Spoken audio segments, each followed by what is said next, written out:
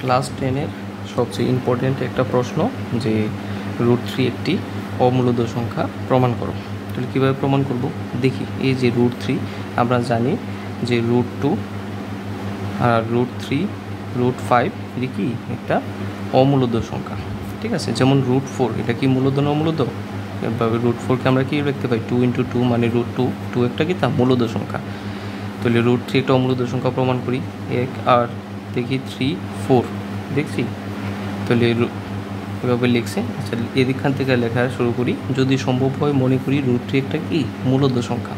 তাহলে √3কে আমরা p/q আকারে প্রকাশ করব, যেখানে p ও q পূর্ণ সংখ্যা আর q ≠ 0 মানে নিচেরটা 0 হতে পারে না। যেমন 0/1 = 0 মানে নিচেরটা কোনো সময় 0 হইতে পারে না। তাহলে আমরা জানি যে 0/1 = 0 মানে কি তা 0 একটা কি তা অমূলদ সংখ্যা না মূলদ সংখ্যা। আচ্ছা √3কে p/q আকারে প্রকাশ করা যায়, যেখানে p ও q মানে এটা p আর q একটা পূর্ণ সংখ্যা, q ≠ 0 তাদের মধ্যে কোনো সাধারণ উৎপাদক নেই। এবার লিখি √3 = p/q। এই যে √3 = p/q। আবার উভয় দিকে বর্গ করি, তাহলে √3 স্কোয়ার করলে কি হবো, স্কোয়ার আর রুটে ক্যান্সেল হবো, শুধু 3 হবো, p²/q²।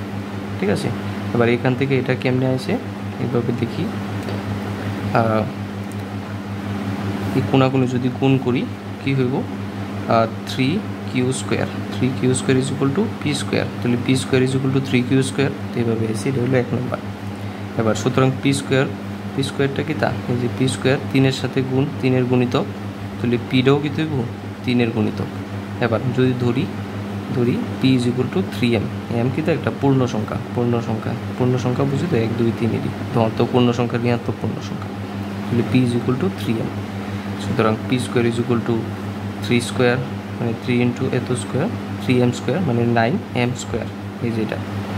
এবার 1 নং হতে পাই, 1 নং মানে এটা 1 নং হতে পাই। 1 নংয়ে কী বসামো, p² মান বসামো। p² = কি তার 9m²।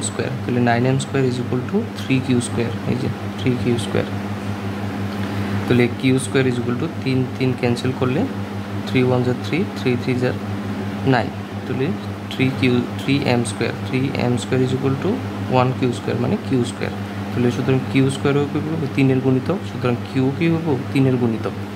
তাহলে 1 পাইছি, 2 পাইছি, 3 পাইছি, 4 পাইছি। তাহলে 2 আর 4 থেকে পাই এই 2। p একটি 3-এর গুণিতক আর এটা q 3-এর গুণিতক। তাহলে আমরা দেখতেছি যে p ও q উভয়ই 3-এর গুণিতক। ঠিক আছে। 3 কই থেকে আসে এইখান থেকে। তাহলে লিখতাম সুতরাং p ও q উভয়ই সাধারণ উৎপাদক 3। সুতরাং আমার কল্পনা এটা বিরুদ্ধ। আমরা প্রথম কল্পনা করছি কি 3-এর কোনো উৎপাদক নেই, আমরা পাইছি যে 3 উৎপাদক কি তা এটা।